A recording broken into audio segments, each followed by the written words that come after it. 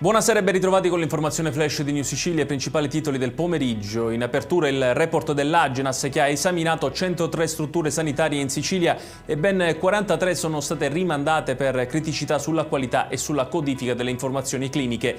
Si tratta di ospedali e presidi dove i livelli di aderenza agli standard nazionali risultano molto bassi. In alcuni ambiti però qualche struttura risulta avere un livello molto alto.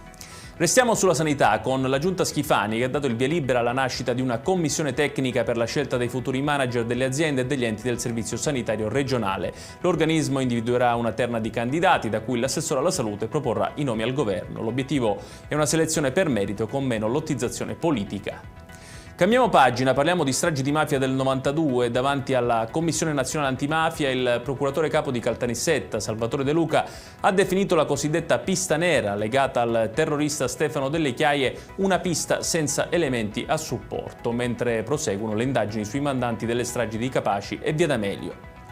Adesso a Corleone, nel Palermitano, dove oggi si sono svolti i funerali di Lucia Pecoraro e della figlia Giuseppina Milone, la donna di 78 anni che ha ucciso la figlia disabile e poi si è tolta la vita. Nell'omelia l'arcivescovo di Monreale, Gualtiero Isacchi, ha parlato di una tragedia che ha colpito una comunità intera, richiamando alla responsabilità collettiva nel sostegno alle famiglie più fragili.